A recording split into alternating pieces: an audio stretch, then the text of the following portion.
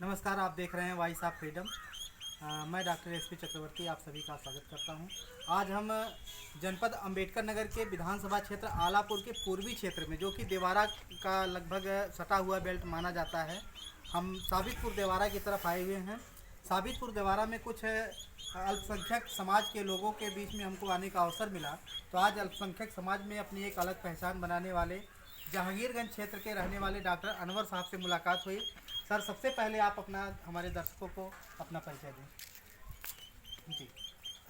Voice of freedom में बहुत बहुत स्वागत है। डॉक्टर साहब आपका भी। मेरा नाम डॉक्टर अनवर, समाजवादी पार्टी का एक कार्यकर्ता हूँ। जी। अच्छा, सबसे पहला सवाल आपसे है कि अब की क्या मूड है जनता का, अल्पसंख्यक जो समाज है इसका क्या मूड है, क्योंकि अल्पसंख्यक समाज में आप एक बड़े चेहरा माने जाते हैं।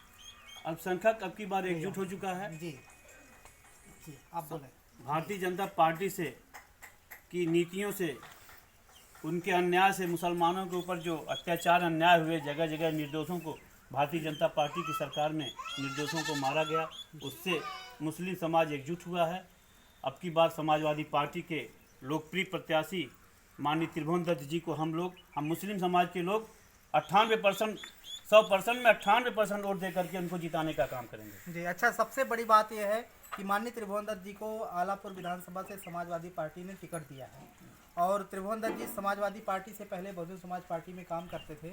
आज वो समाजवादी पार्टी में हैं, तो क्या आपको लगता है आज वो तमाम ऐसे काम हैं कि जो बता रहे हैं कि उन्होंने किया, और कुछ लोगों का कहना है कि बहुजन समाज पार्टी ने किया, तो आपको क्या लगता है कि जो आलापुर में बहुत कुछ सारे काम हुए हैं वो त्रिभुवन दत्त जी की देन है या फिर वो बहुजन समाज पार्टी की देन है? देखिए, व्यक्ति का भी मायने रखता है।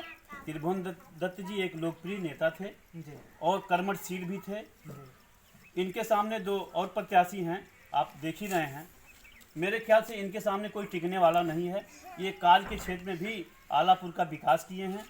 आने वाले दिनों में समाजवादी पार्टी के टिकट पर ये जीत रहे हैं, जीत करके आलापुर का विकास करेंगे। तो क्या मुद्दा क्या है, ऐसा कौन सा मुद्दा है, विकास का कौन सा मुद्दा, और विकास के अलावा ऐसा कौन सा मुद्दा है जिस मुद्दे पे आप लोग समाज के भीतर लोगों के बीच में जा करके वोट मांगने का काम कर रहे हैं? जनता किस बात से प्रभावित होकर के वोट देने के लिए मन बना रही है? देखिए, सारे समाज के लोग त्रस्त हैं, बेरोजगारी है, हर चीज़ साढ़ जो है, देखिए पूरे खेत को चर डाल रहे हैं। कहीं सारे लोगों का नुकसान, आवाम का नुकसान हो रहा है। मुसलमान आके घर बैठा हुआ है बेरोजगारी के तहत। इन सबसे ज़्यादा मुसलमान सताए गए, इस दलित सताए गए, यादव समाज के लोगों ने को सताए गए। इसलिए भारतीय जनता पार्टी के प्रति जनता में भारी आक्रोश है। इसलिए समाजवादी पार्टी के लोग सरकार बनाना चाह रहे हैं। अच्छा, एक चीज़ जो कि सबसे अहम सवाल है और जो चर्चा का भी विषय है आलापुर में, कि आज तक आज़ादी के बाद से आज तक जब से परसिवन बना है तब से भी आलापुर विधानसभा में कई पार्टियों के, बहुजन समाज पार्टी के भी, समाजवादी पार्टी के भी, भारतीय जनता पार्टी के भी विधायक चुन करके असेंबली में गए, विधानसभा में गए, लेकिन अभी तक आलापुर विधानसभा में कोई कैबिनेट में नहीं गया है।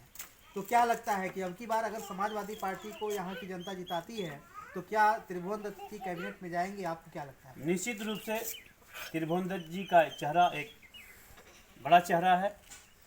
उम्मीद है हमारे माननीय राष्ट्रीय अध्यक्ष अखिलेश यादव जी, त्रिभुवन दत्त जी जीतेंगे आलापुर से, और निश्चित रूप से उनको कैबिनेट में मौका देंगे। अच्छा, अगर कैबिनेट में वो जाते हैं तो आलापुर में ऐसे कौन कौन से, आपकी नज़र में ऐसे कौन कौन से कार्य हैं जो अभी भी अधूरे पड़े हैं, पिछली सरकारों में या पिछले विधायकों के माध्यम से नहीं हो पाए हैं? अब की बार अगर सरकार बनती है या ये विधायक बनते हैं तो विधायक बनने के बाद ऐसा कौन सा काम है जो यहाँ पे आलापुर की जनता को देंगे सौगात के रूप में? देखिए, यहाँ काफ़ी समस्याएं हैं। हमारे क्षेत्र में अस्पताल नहीं है। माननीय विधायक जी ने, त्रिभुवन दत्त जी ने अभी कल उन्होंने बयान दिया है कि हम पूर्वांचल में एक बड़ा अस्पताल लाने का कार्य करेंगे। हमारे क्षेत्र की सड़कें पूर्ण रूप से टूट चुकी हैं, गड्ढा युक्त हो गई हैं, मुक्त नहीं युक्त हो गई हैं।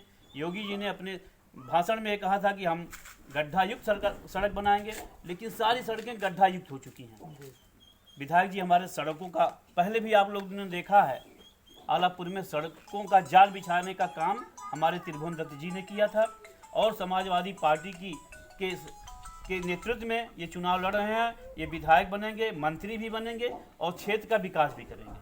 एक व्यक्तिगत सवाल है, व्यक्तिगत सवाल समाजवादी पार्टी के पूरे कुनबे के लिए है कि ये लोगों में चर्चा का विषय रहता है कि जब समाजवादी पार्टी की सरकार बनती है तो समाजवादी पार्टी के यही जो कार्यकर्ता आप लोग हैं यही गुंडा बन जाते हैं, तो कितनी सच्चाई है? नहीं, ये विरोधी कहता है, सब लोग स्वतंत्र होते हैं। जिस तरीके से भारतीय जनता पार्टी के विधायक नहीं स्वतंत्र थे, वो अपने को महसूस कर रहे थे, मतलब लेकिन यहाँ सारे लोग स्वतंत्र हैं, सबको स्वतंत्रता मिलती है, सबको जीने का अधिकार है। ऐसा कुछ नहीं है। विरोधी दल र्यूमर उड़ा रहे हैं, कतई गुंडागर्दी नहीं करते। समाजवादी पार्टी के लोगों में आपसी एकता सौहार्द है। जी, तो क्या आपके अल्पसंख्यक समाज को अब की बार आरक्षण में कोई विशेष छूट समाजवादी पार्टी की तरफ से मिलेगी, या क्या ऐसा मुद्दा है जो आपके समाज के लोगों को, जो अपने समाज के लोगों को आप बता रहे हैं और आपके समाज के लोग जिसकी वजह से प्रभावित होकर के जुड़ रहे हैं? ये बड़ी बात है। राष्ट्रीय अध्यक्ष जी ने जरूर सर्व समाज के लिए काम करने का वादा किया है। निश्चित रूप से मुस्लिम समाज के लिए, अल्पसंख्यकों के लिए जरूर कोई ना कोई काम करेंगे जिससे इनका हित हो। जी, चलिए ठीक है। प्रत्याशी की कवरेज, प्रत्याशी से बातचीत तो सभी लोग काफ़ी तौर पे दिखा रहे हैं, लेकिन उनके जो कार्यकर्ता हैं जो डोर टू डोर गांव में जाकर के प्रचार करने का काम कर रहे हैं, हम उनसे भी आपको रूबरू करवाते रहेंगे। आप बने रहिए हमारे साथ वॉइस ऑफ फ्रीडम के साथ। बहुत बहुत धन्यवाद।